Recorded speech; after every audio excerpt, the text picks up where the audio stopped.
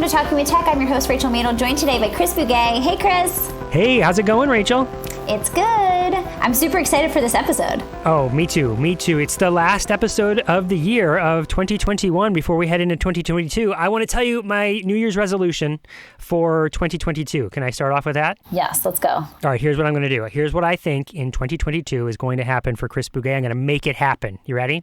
I'm going to go diving with sharks. That's what I'm going to do. Are you? I think that's what I'm going to do. You're going to come visit me in Hawaii, Chris? No, I think that would be, I can't imagine diving with sharks. I think it would be super terrifying. You'd have to be super courageous. Do you know anyone who's done it? I actually was diving with sharks last weekend. So yes. I know you were. Tell us all about diving with sharks. What was that like? It was crazy. So this is something that has always been on my kind of bucket list. And to be honest, I always thought that I would do the cage diving with sharks. And that's like a thing that people do. They go in a cage and there's sharks. And I decided actually to free dive with sharks, which it was even scarier because you're not in a cage. And it was kind of one of those things where it was always a fear of mine, like getting in the ocean, thinking about sharks. Like I'm not like super keen on the idea of just like swimming around with sharks, but it's one of those things where I feel like, okay, when I have a fear, I kind of address it head on and I lean into the fear as a way to challenge myself. And so this is no exception to that. And I had an experience on the North Shore of Oahu, and I went with One Ocean, which is a company. Actually, the creator of this company, or the founder, I should say, her name is Ocean Ramsey, and she's pretty famous because she is like the shark whisperer. That's what she's called. She has like over 1 million followers on Instagram, and I actually got to meet her. She was really sweet and humble, and it was really, really cool experience. You basically take a boat out to this area that's very common for sharks. Just like the specific area is like 3 miles off the coast, and you get in the water with your snorkeling gear, and the sharks are always below you. But before you get in the water, they teach you all about sharks, how to, be safe, obviously, what to do if a shark comes up to you. And as like I was listening to this, person on the boat tell me all about what to do when a shark comes, I kept thinking like, I really don't want a shark to come right at me. I'm really starting to get scared about actually like going in the water now.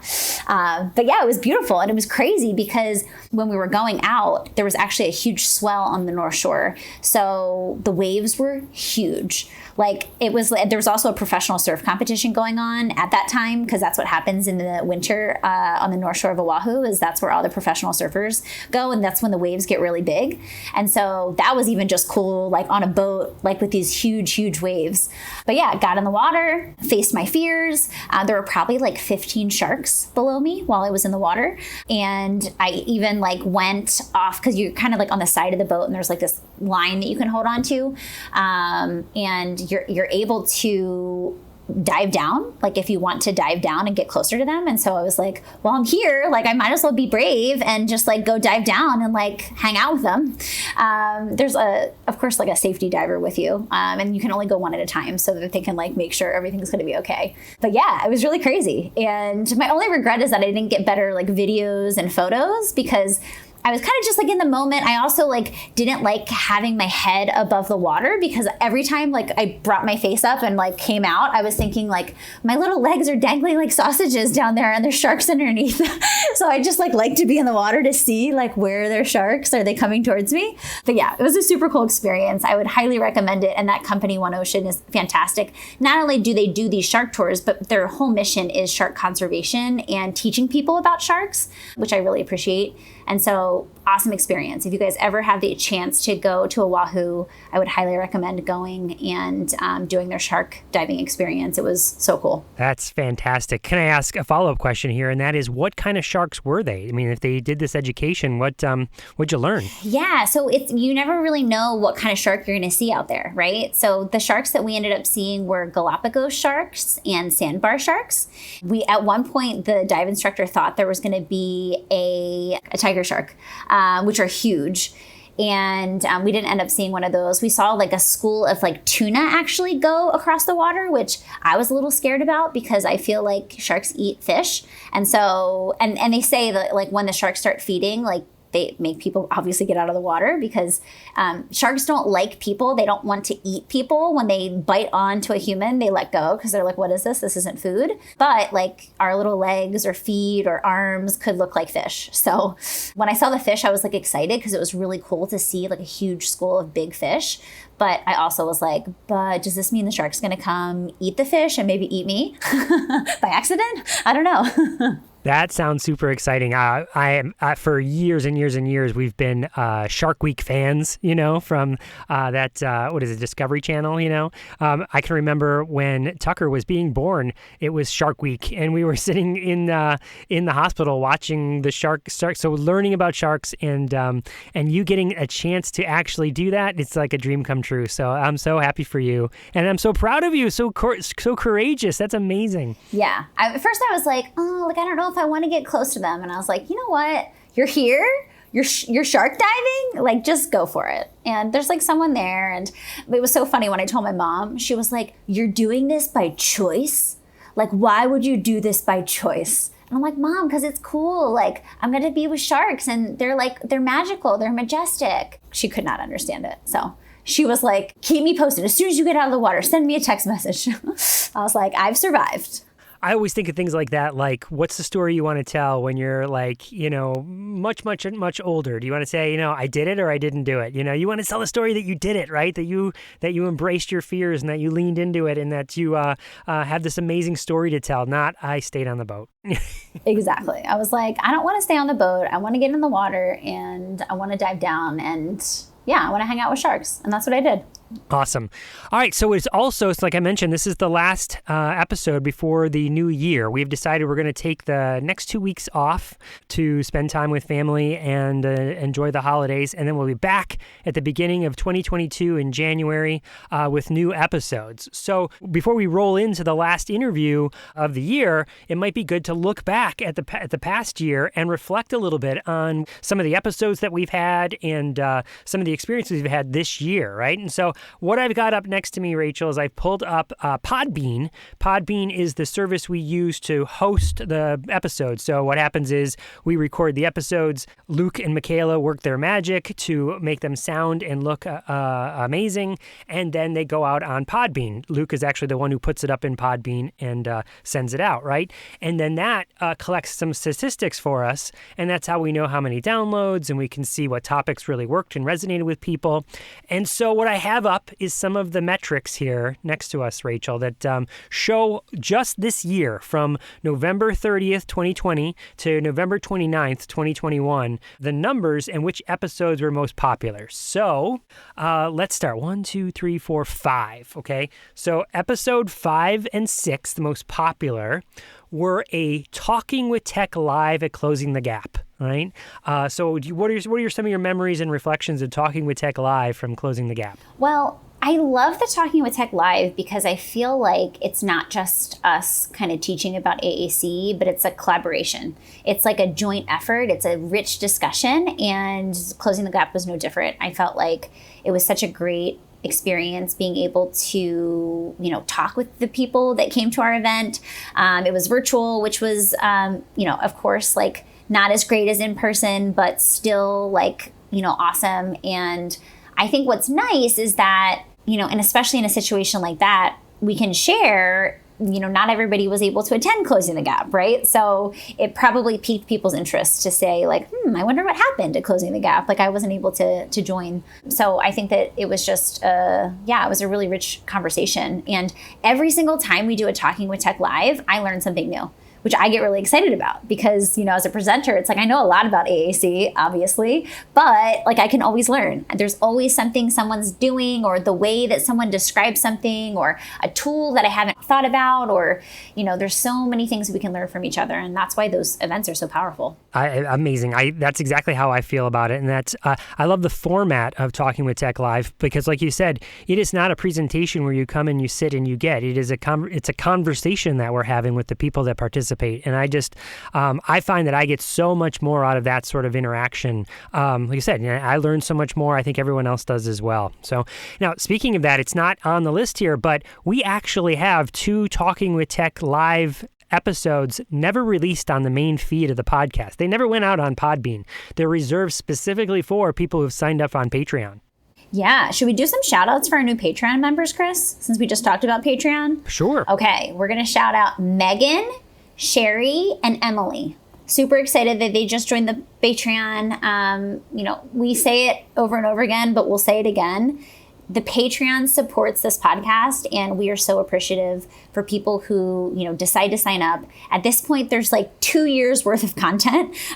So you would have a lot of AAC content to go through if you joined our Patreon. But we try to, of course, include episodes that haven't released. We include behind the scenes stuff. We're constantly sharing resources. And what's really cool is that our Patreon members actually comment on the posts and they share resources. Like I just saw a comment from Anya. She's another Patreon member. She just linked to this amazing resource that I feel like I'm going to download and use in my practice.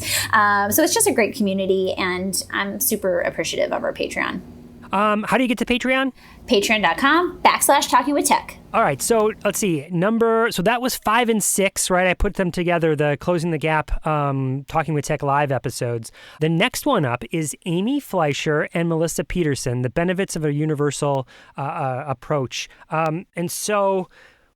That is an interesting one because there, again, we are sort of diving into that specific language system first approach. It continues to come up.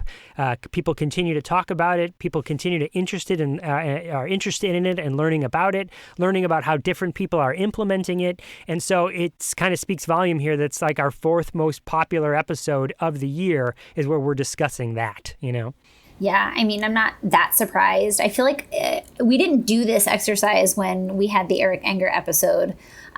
This was like years ago at this point on the podcast, but people still link to that episode. I'll be in like a random Facebook thread and I'll see someone link to the Eric Enger episode, which I love. And I think it does speak volumes to perhaps some of the shifts that we're seeing in our field and, this type of universal system being implemented across the country, I think is really cool. And it's really interesting to hear everyone's perspective on that. A little tech tip here, since you're mentioning that, is it immediately jumped in my head that Eric Enger episode was years ago, but we've talked about this topic many times. We often find that we re-bring up topics, let's say it's motor planning, let's say it's aided language stimulation, let's say it's coaching, whatever it might be.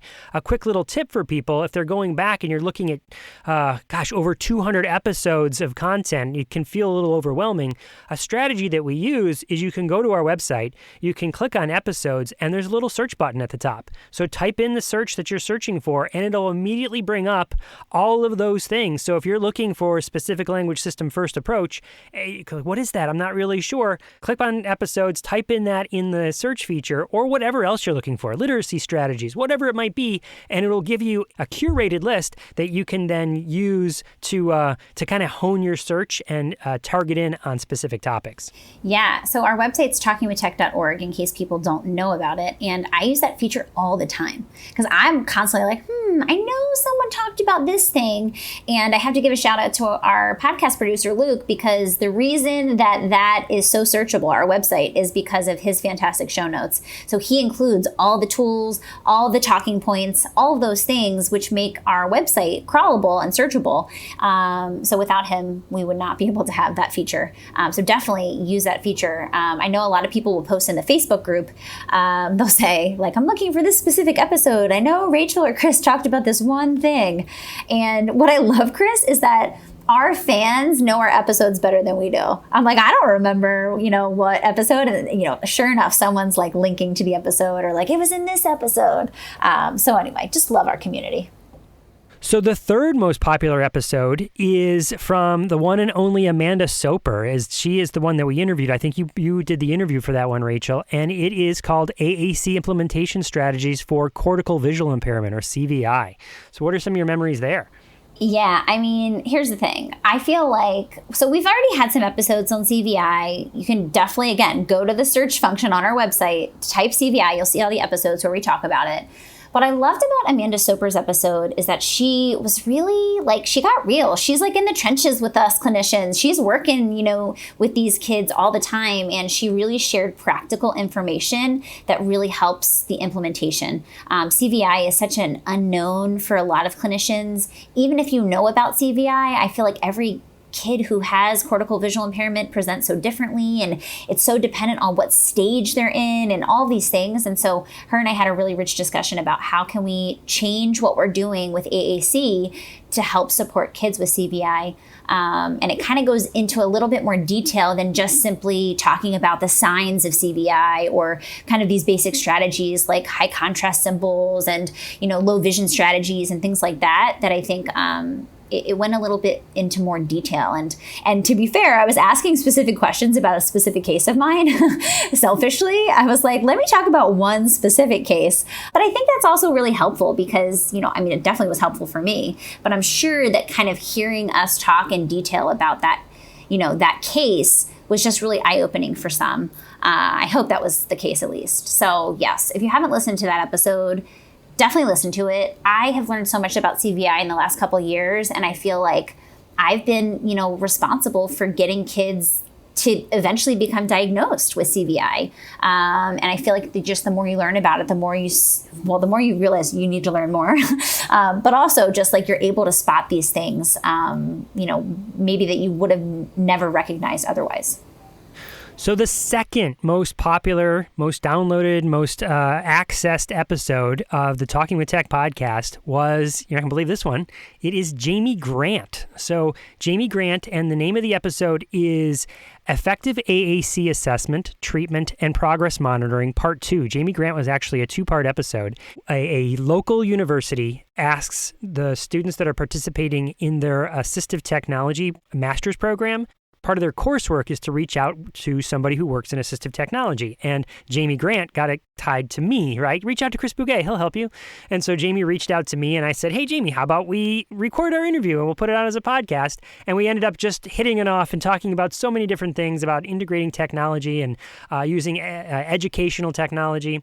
And the second part was of the 2-part episode was all about AAC assessment, like I said, and then how to monitor the data so that we know what's working, right? And it was just a great, rich discussion with somebody who was just getting into this aspect of of special education, right? She came from a general ed background. I remember we talked about coding because she worked with robots and coding, but not in a special ed lens, right? Just in general ed. And so we were starting to make connections and bringing them together. So it was certainly one of my most memorable and favorite episodes to record. It was so great to have her on the podcast. Love it. Love it. I love that episode too. I felt like a little fly on the wall as you guys talked through these things. And I feel like those are the best episodes where it feels very natural and just kind of like flows so much that you actually have to break it into 2 episodes because it's so long. The last one. All right, number 1, let's see. Let's just give everyone a second to guess. What could it be? What was the episode that sticks out in your mind?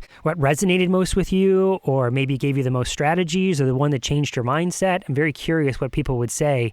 Do you have any guesses what it might be, Rachel?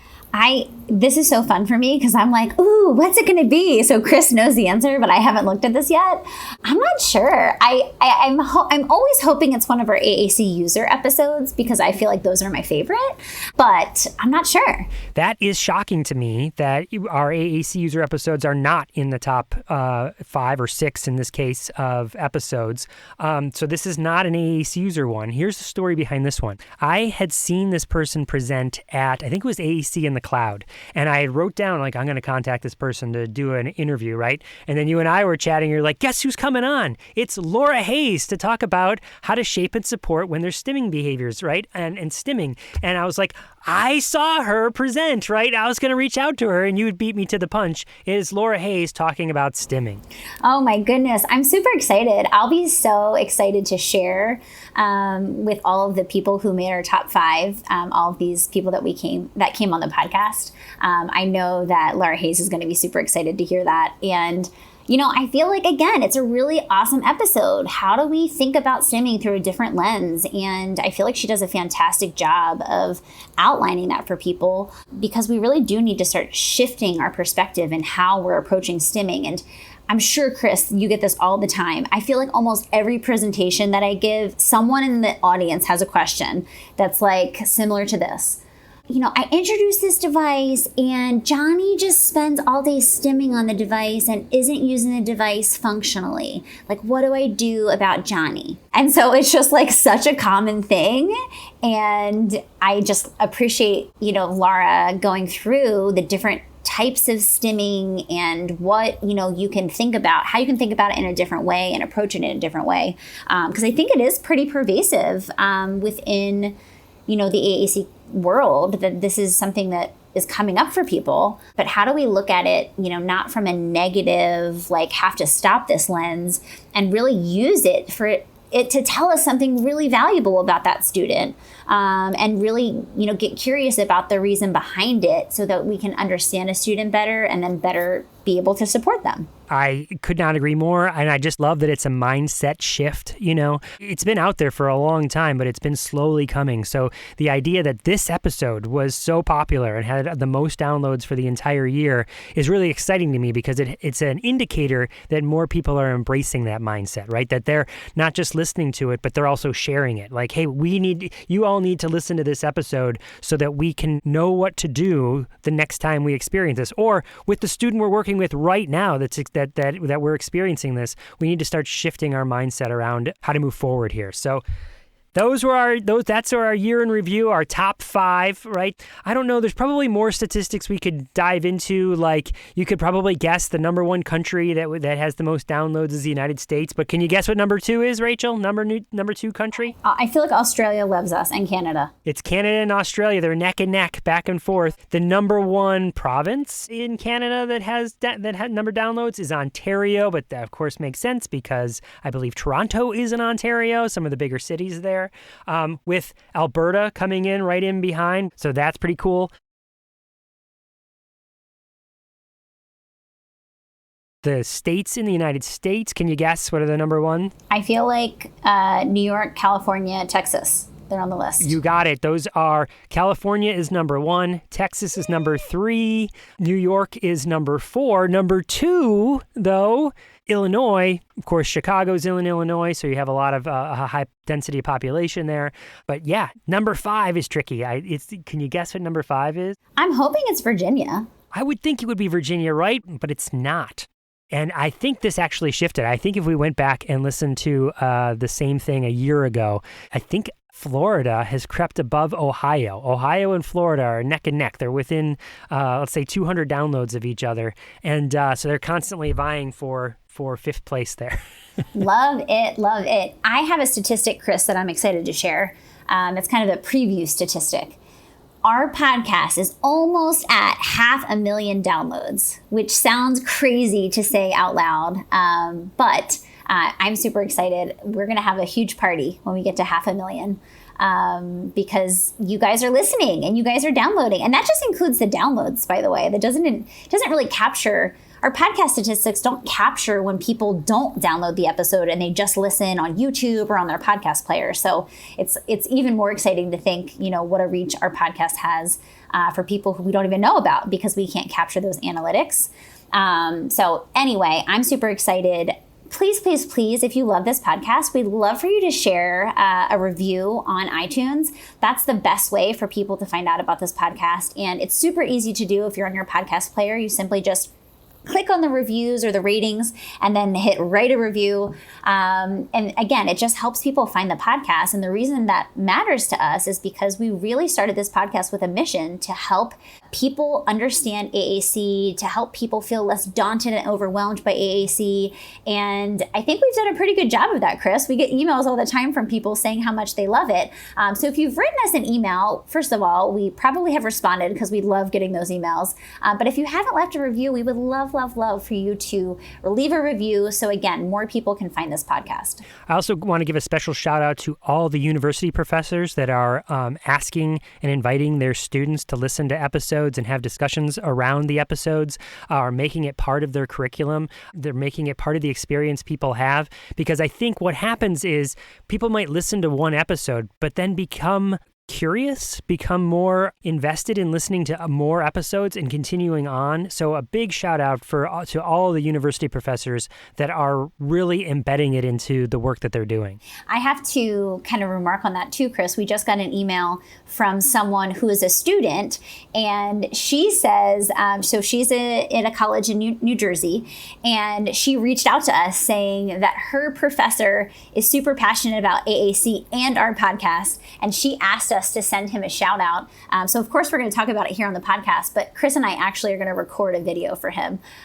So yes, we're super excited, and it was so sweet of this student to reach out to us. I just love that she's so excited about AAC and like her professor that she like wants to do this for him. So I was really excited to get that email. Amazing. So tell us about our interview today. Well, Illinois was number 2 on our state list? Yeah, number 2. Okay, Illinois was number 2 on our state list, and I interviewed Ashley Larisey, who is in Illinois, alongside of other really great AAC professionals. But Ashley and I talked all about how to support older students with AAC. And I have to say a public apology to Ashley. We had recorded this episode quite a long time ago, almost a year ago at this point, Chris, a little less than a year. But she asked me, hey, did you ever air the episode? And I thought, oh my gosh, no, it didn't go on our calendar. And if it doesn't go on our calendar right after I record, then, it basically leaves my brain immediately. So anyway, I recorded this episode a while back. It was a fantastic episode, and I'm super excited for everyone to listen. Because again, I think that, working with AAC with emerging communicators who are older students sometimes proves to be challenging for clinicians because they're not quite sure what types of activities to work on and what kinds of age-respectful materials to find. So she talks all about that and what she does in her neck of the woods. So I'm super excited to close out the year with this episode. Again, sorry, Ashley, for not airing this sooner, but better late than never, right? Cannot wait to listen to this interview with Ashley Larisey. Happy New Year, everyone!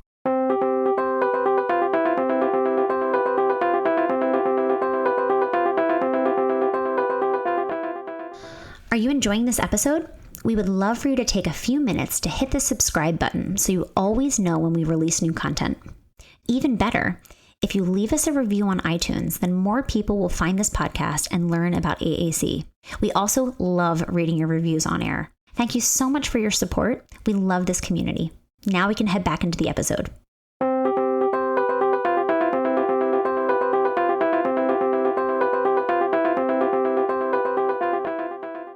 Welcome to Talking with Tech. I'm your host, Rachel Madel, joined today by Ashley Larisey. Ashley, how are you? I am wonderful. How are you? Good. I'm super excited to have you here today. Can you just start off by introducing yourself and how you got interested in AAC? Sure. So I'm Ashley Larisey. I'm a speech and language pathologist. I currently work in the southwest suburbs of the Chicagoland area. I work in a public high school with students typically 14 to 18 years old. I'm also an adjunct faculty member at Xavier University in Chicago, and there I'm a clinical instructor. I originally, years ago, graduated with my bachelor's in psychology, and I didn't know really what I wanted to do. And so I took some time off. I was a paraprofessional at a residential school and was introduced to AAC at that time. And it really it impacted me so much and made me want to go back to school for speech. So I'm a post-bac student. And I've always known that I wanted to work with AAC, and I've been working with AAC users since that time. So it's been great. I love that. And part of the reason I'm really excited to talk to you today, Ashley, is because I feel like there's a lot of challenges in the field figuring out how we can work with kids who are older with AAC in a way that, we're choosing respectful materials and we're doing things that are functional. And so I'm really pumped to talk to you and get all of your best ideas on how to support these kinds of students. Because I think a lot of times, especially for students who might have just been introduced to AAC who are in middle or high school, it sometimes feels like, okay, like I'm not really sure how this works for an older student. Right. Yeah. I think it's a question that comes up a lot. So yeah, I'm happy to be here to talk about, just my experiences. Most of my experiences really have been with older students. There was a time right after grad school that I worked with elementary age students, but most of the time I have been with older students, which is I really, really enjoy this population. I think it's such a big transition time. I think for families, when students are, leaving high school and going to transition programs, I think sometimes it can be, it's exciting, but it's stressful. It's been just an honor to be a part of that with the families that I've worked with, to be a part of that time. I have a question, kind of thinking about my own experience with older students. Like, for example, I have a 19-year-old right now who I just got started using AAC. Mm-hmm. Is that a common thing that you find? You are introduced to a student and you're like, wow, like, they could really benefit from AAC and they don't have access to that. Like, I need to set that up. Or most of the students you work with, they already have systems set up and you're really just like teaching them language through the system. Yeah, that's a really good question. I feel like it has gotten much better over the years. I think, when I originally was out of graduate school, I had a lot of students that were had access to some AAC, but typically it was not robust enough to meet their needs. So it might have been just like low tech systems with not enough vocabulary, maybe a textbook or things like that, but they just didn't have enough words. They didn't have enough to say. So that has, I feel like, gotten a lot better as time has gone by. I feel like the word is getting out, robust AAC and all the words to give our students. I think that message is getting out there, but there are still times where I do have students who will come in as freshmen and either need something more robust or whatever they have is not meeting their needs, or they need AAC in general and don't have access to it. But I will say it's gotten better. Yeah, I mean, I definitely think that it has gotten better. But I think that kind of what I tell families is it's never too late to start. I mean, and I think a lot of times because families have been in the school system for so long and have had speech therapy so long, it feels kind of like, well, like this is how they communicate and this is it, right? Mm-hmm. But a lot of times I, have to kind of convince families that it's not too late to start and we can, pick up right where, wherever your child's at, or the student is at. And I think that's so important because, there really is no age limit. And I think that that's a common misconception is like, well, we've kind of, that boat has sailed or we've missed that boat. And so I think that just like reiterating that, one, like it's never too late. And two, like, let's make sure we have robust systems, especially for kids who are transitioning. We really need to have access to robust systems and also, like, of course, literacy. Right. Exactly. Okay. Tell me some of your gems of wisdom with working with older students. Like, how are you deciding what materials you use, what activities you do? I'm really curious to like take me on a trip of like Ashley's work day. Like, what does it look like? What kinds of things are you doing with the students on your caseload? Yeah, I mean, I see this question all the time. I think that, and so many of us can relate to this, where it's like, I have this, this 15-year-old student and, they're using AAC and I want to find something that's age appropriate. I see that on social media, on Facebook, on Instagram. And I think that, it's interesting. I feel like there's mixed kind of opinions on this, but I think that where people get caught up is that word appropriate. I think that that's really, people don't like to, say that something is not appropriate because it feels like you're judging the learner, that you're judging their interest and you're judging the things that they like.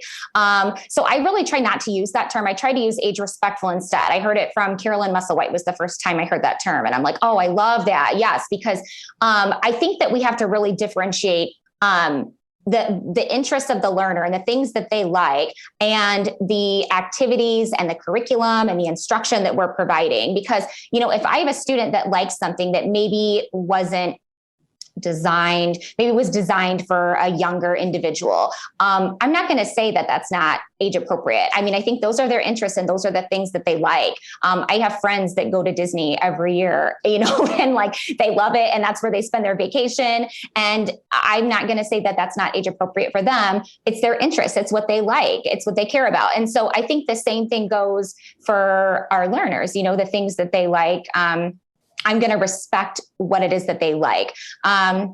I think that we can get caught up in that, though. I think that sometimes that might be the only thing that we're focusing on. So if I know that this kid really likes trains or he likes a certain train, then that's kind of like all I'm really using in therapy. And I'm saying, but he likes it, so it's fine. But I think that we can work on really expanding that. So what is it that the student likes about trains? What can we, can he do a research project where he's learning more about trains?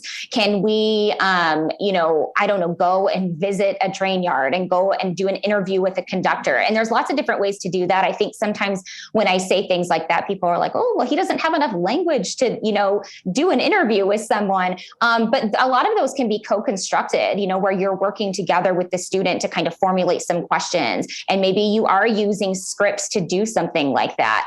But thinking about, their interests, I'm going to respect them, but I'm also going to try to expand on them and introduce them to new things. Because when I was 5, 10, I had different interests than I do as a, however old I am. I'm not telling people how old I am. Yes, that I will not disclose. But it's because I had different experiences, right? Like I got to experience different things. And so if we're not providing our students with different experiences, then their interests probably won't change either. And I have to tell you, I have a lot of students who I work with who are autistic and they have very limited interests. But how do we ever get into a new interest or hobby? It's having exposure and experience to that. And totally. I feel like as practitioners, we can very carefully introduce new things. I have a student who is obsessed with Daniel Tiger, and every time he comes to my session, he's like, Daniel Tiger, yeah. And we are doing some really cool things with watching some of the episodes and recalling some details and working on inferencing and all these really awesome targets. But now that we've kind of spent a lot of time with Daniel Tiger, I'm like, okay, how can I slowly branch out? And of course he's very resistant to this, right? He doesn't want change. He's like, no, I want Daniel Tiger. And so we've worked out a system where I'm like, okay, we're going to do 5 minutes of Daniel Tiger. And then we're going to watch something brand new.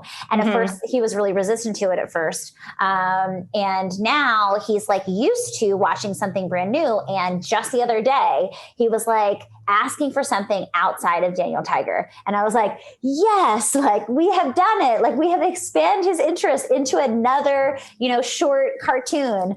But I feel like that's a perfect example of how we can slowly start incorporating other things into our sessions as a way to branch out and expand our students' interests. Totally. And I think that when we do that, we give them more of an opportunity to have connections with other people who have other interests as well. If you just like Daniel Tiger, then I might be able to have connections or talk about Daniel Tiger with just people who like Daniel Tiger. But if I also like this other thing, that's going to expand, the horizons of what I can communicate and what I can connect with other people about.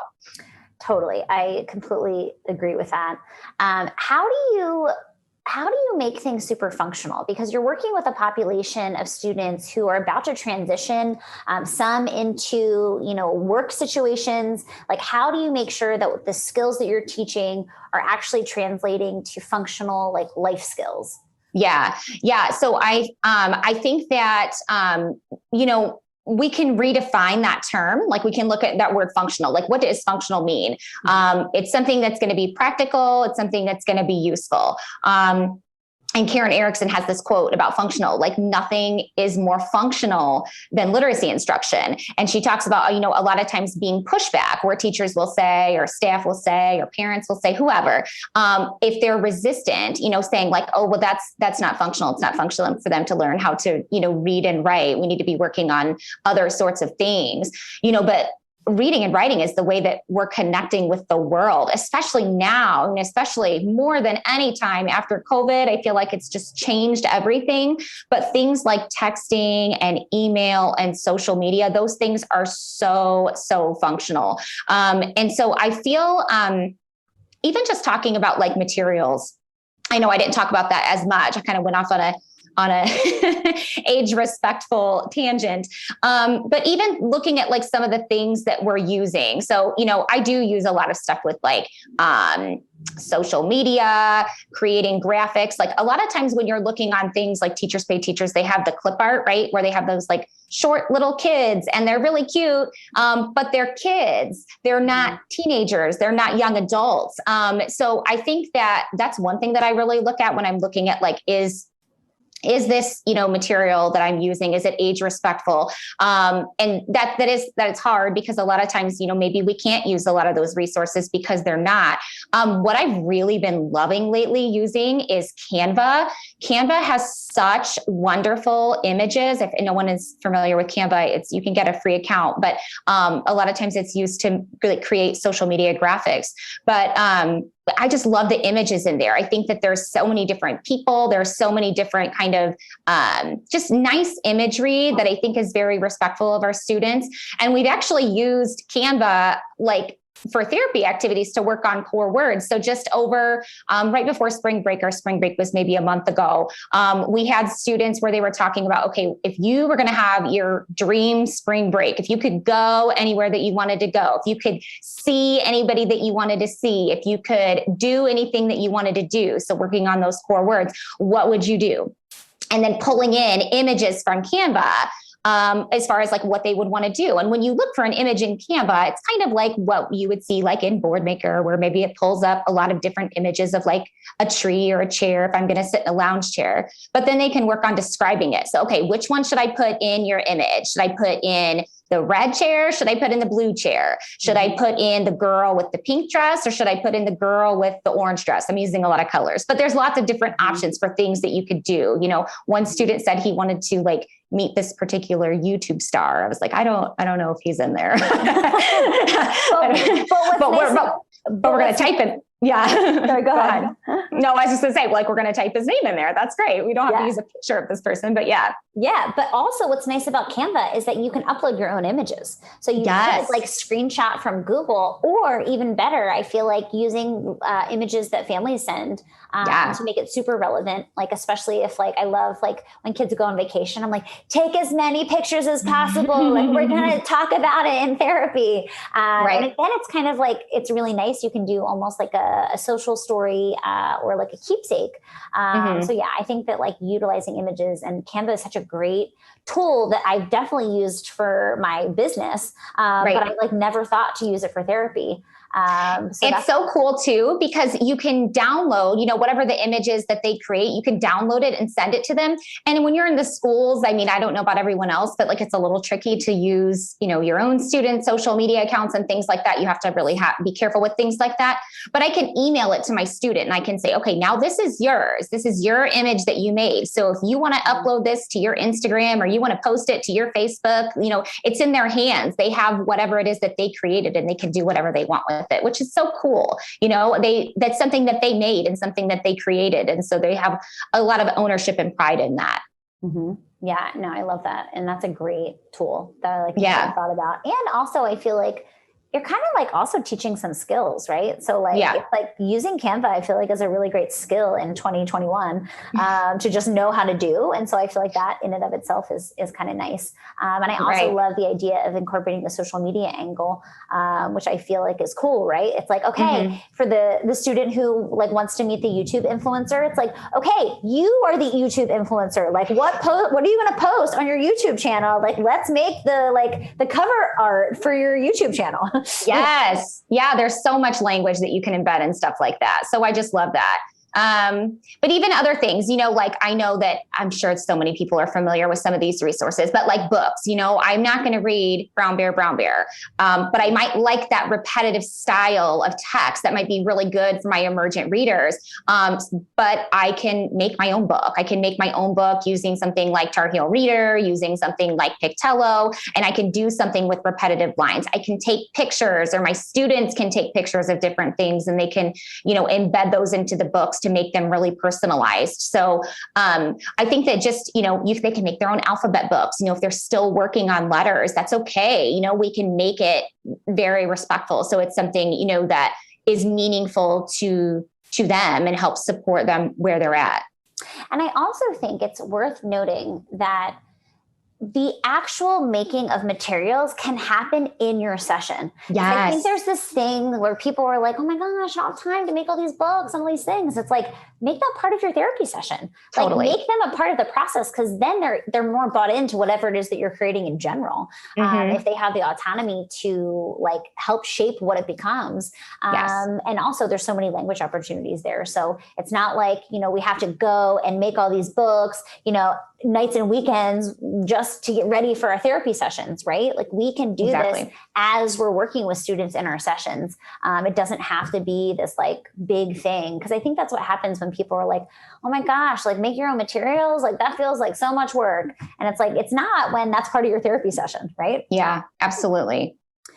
Okay, so I want to circle back to this idea of age-respectful materials, because I think it's really important. And I see, a lot of times teachers perhaps using, like you said, brown bear. And I'm like, this is not okay. Right. So do you have any strategies on talking with either parents or professionals about like the idea of age-respectful? And like, have you been in situations where you're like, what you're seeing, you're not liking, and you're like, how do I have this conversation? Yeah. I think it's really, it's tough, right? I mean, it's hard.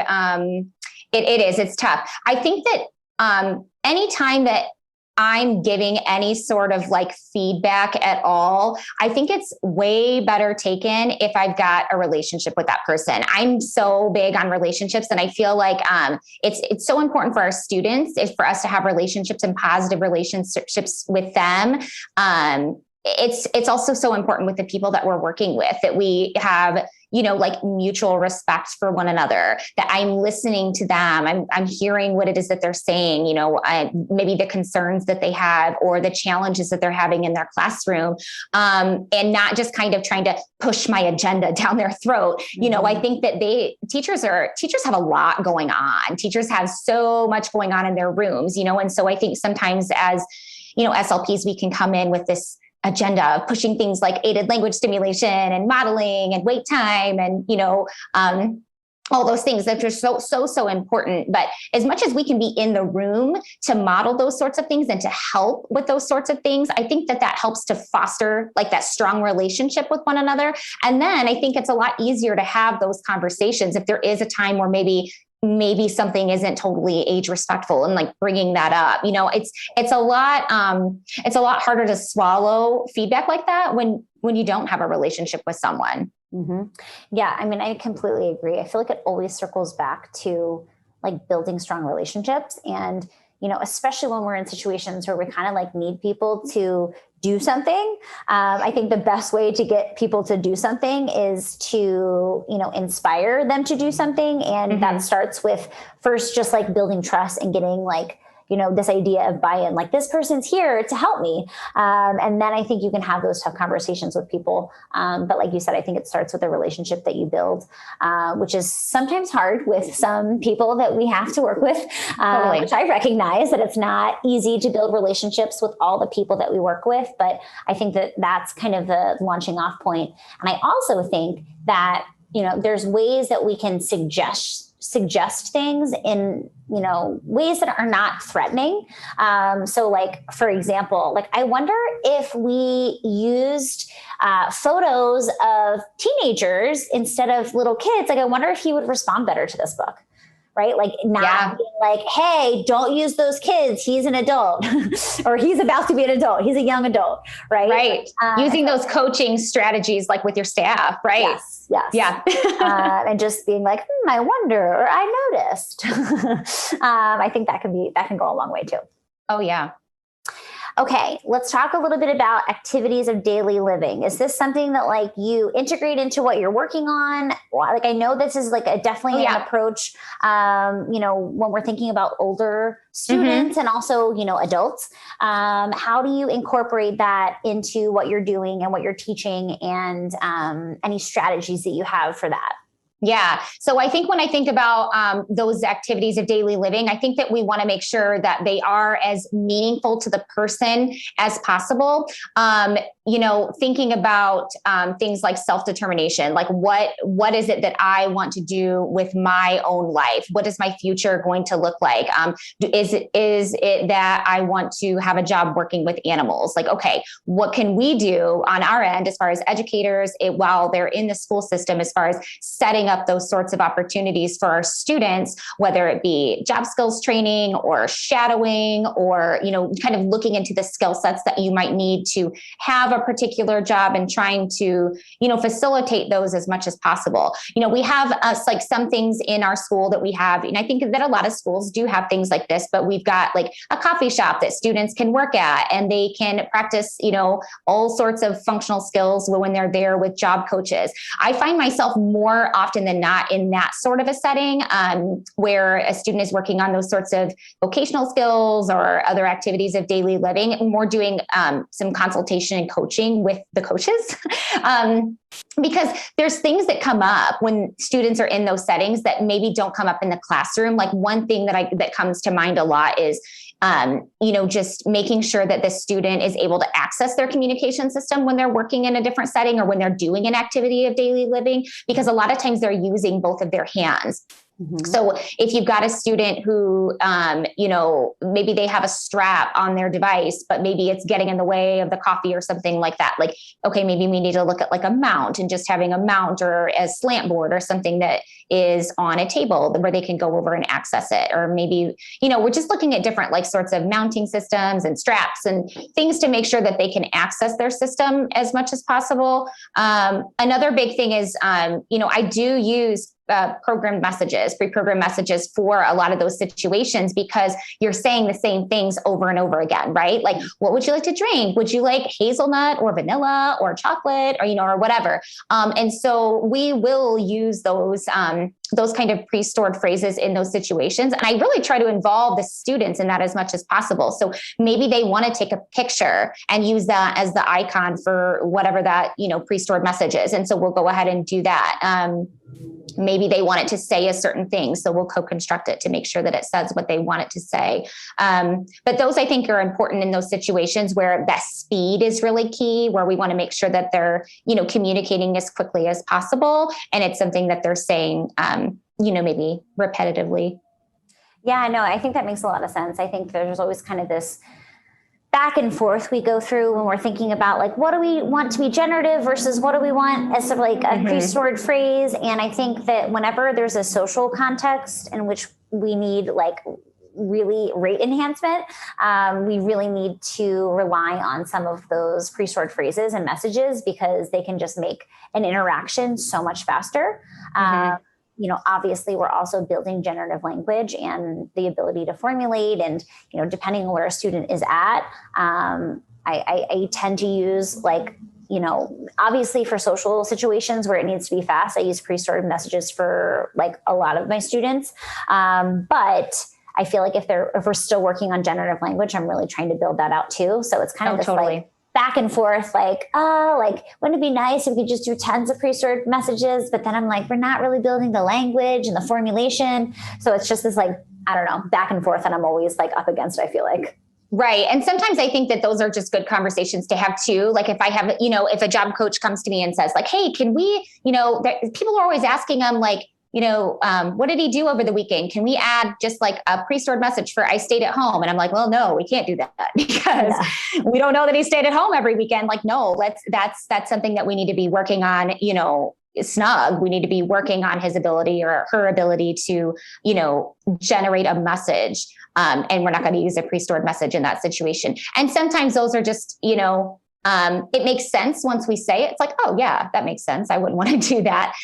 Just keeping those kind of lines of communication open, I think, are really helpful. And I've had a lot of really good feedback from like job coaches. They find it very, very, helpful if I can come in and talk to them about, what communication can look like in a specific setting and how we can help support an AAC user to be as independent in those interactions as possible. No, I love that. And I think that it sounds like you have a really good relationship with those coaches. And I think that that's awesome that they're super open and they value your input. Because obviously, like, we have the ability to help people interact with AAC users. And it sounds like there's a lot of teaching involved with the coaching, the vocational coaching. So it's just nice that you have that rapport. And I think that's so great that they're able to learn about AAC, because I'm sure that they have lots of students that can benefit from just understanding how to engage with an AAC user in general. Mm-hmm.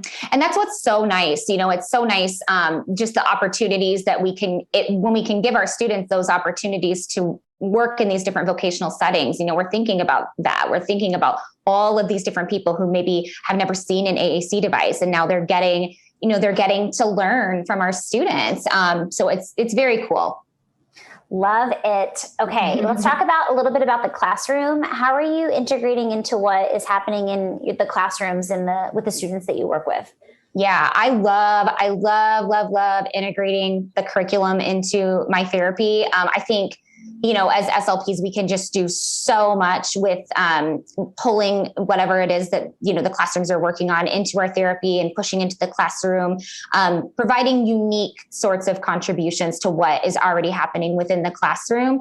I think that we can do so much with vocabulary instruction. I use the descriptive teaching model from Gail Van Tatenhove all the time when there's these content specific words that, they might be working on for a month and then it's over, where, and even myself, I used to program those words into communication devices until I learned better, and now I don't.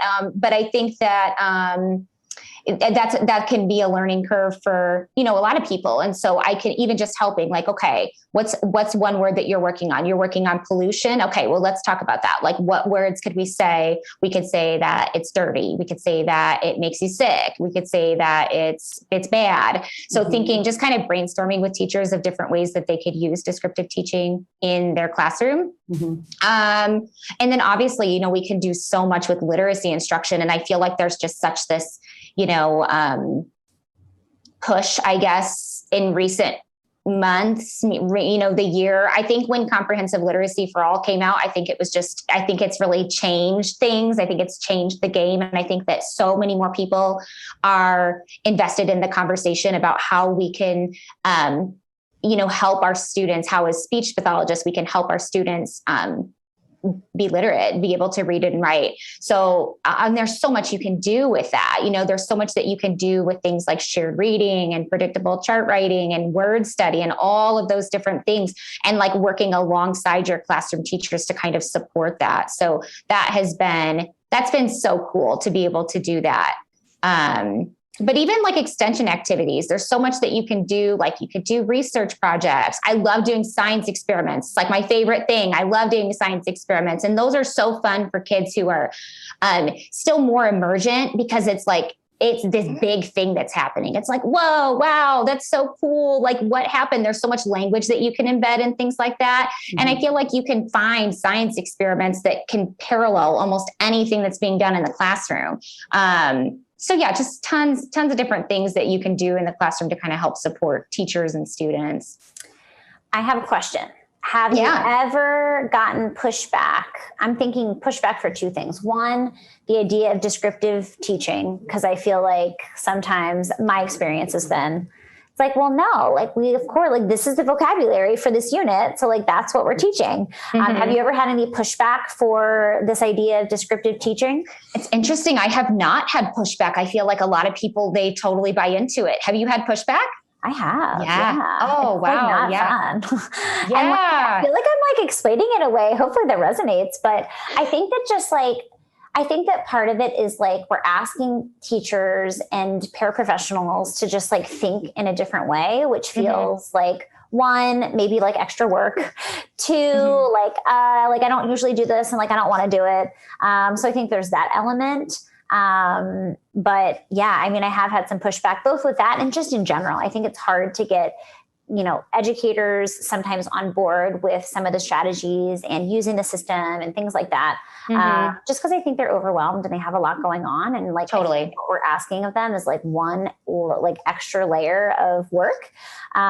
So just curious, like if you've had, you know, pushback in general, integrating into the classroom or like, any situations where you're like, like I finally learned how to like work better within a classroom and really push for like more integrative model. Because I think also what happens is teachers are just like, yep, like it's speech time and like you take my students and you know, that's that. So have you ever had that experience? And if so, like how have you kind of navigated that? Yeah. When I don't know, it's hard to say when I'm thinking about like times in which I've experienced pushback. I think that the time that I guess I'm thinking of in my head, and this has happened on more than one occasion, is if I'm making a recommendation for AAC for a student who does have verbal speech. That one is a big one. And that one is hard. It's hard to explain and it's hard to get people to really grasp that. I think I've had a lot of success if it's a student who has a lot of intelligibility issues. I've had a lot of success using, it's the Index of Augmented Speech. It's called IASCC is what it's called. But it's an index where you can look at single words. I think it was actually designed for younger students, but you're looking at intelligibility of single words and you're having a familiar listener listen to a recording and record what they can, tell or what they can decipher. And then you're giving them a context clue. So if the word is apple and I had a recording of a student saying apple, then I might give them a context clue the second time around and say, okay, this is something that you eat, and have them listen to the recording again to see if they can understand it. That has helped.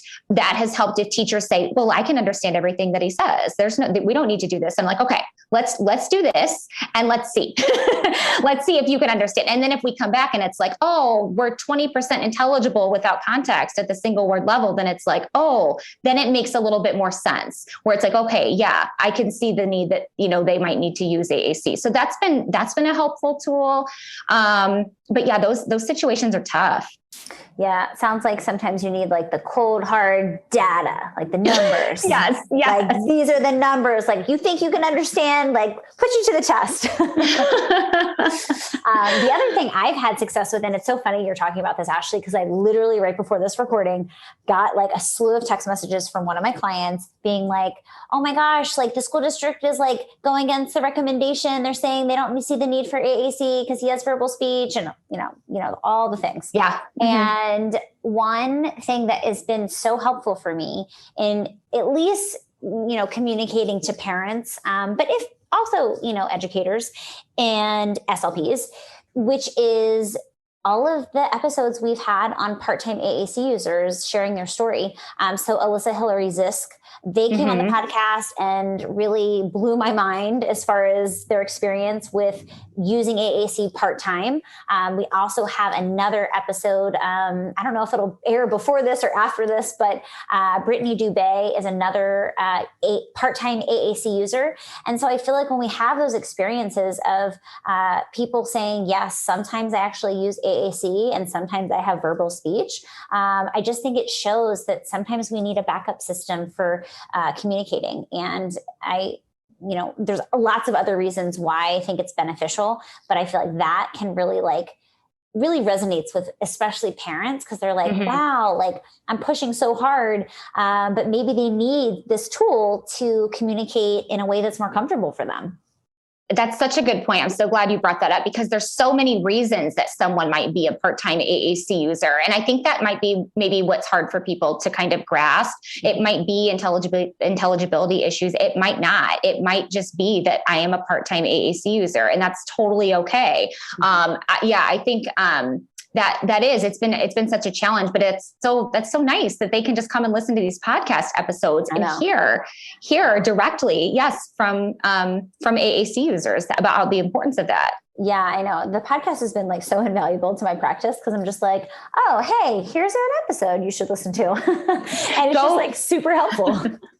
Go reference episode 67. Exactly. Actually, I wish I knew all the episode numbers by heart because I'd be like, in episode 112, we reference this.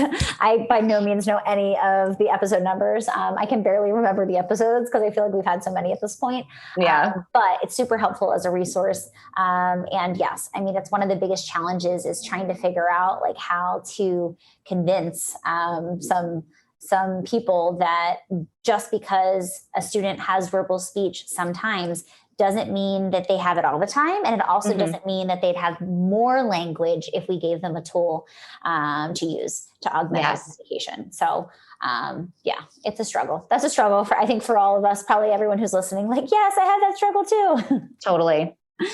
Okay. How can people get in touch with you, Ashley? I'm super excited that you were able to come on today. I would love to share. I know you're on social media, so tell people how they can get in touch. Yeah, I'm primarily on Instagram. I am at mrs.larisey. But yeah, come and, I'm super responsive to messages. I love to connect. I love to share ideas. So yeah, anytime you just come on over. I have seen the ideas that you share, and I think you are awesome. I love that you have a focus with older students because, again, I think it's an area where people are like scrambling. Even myself and like my clinicians, I'm like, okay, like now what do we do? Like, I'm not really sure because I do a lot of work with pediatrics. And so, I do have some older students and young adults on my caseload. And so it's just nice to get fresh ideas and you keep it fun. You keep it fun on your Instagram. And so I try. I definitely would encourage everybody to go follow Ashley. She has tons of great therapy ideas and you're constantly sharing really great information. So definitely follow her and the link will definitely be in the show notes. Ashley, thank you so much for coming on. It was such a pleasure talking to you. Thank you. So for Talking with Tech, I'm Rachel Madel, joined by Ashley Larisey. Thank you guys so much for listening and we'll talk to you guys next week.